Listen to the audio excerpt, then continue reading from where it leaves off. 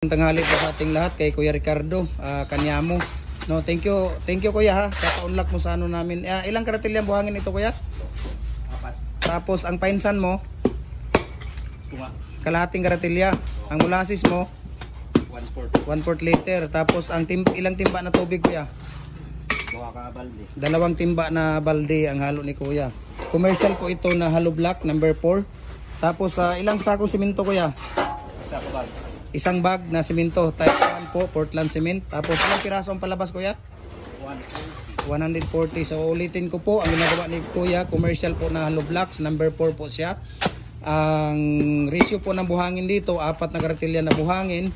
Tapos isang kalahating karatilya na painsan, yung pambinder niya, kalahating litro na molasses.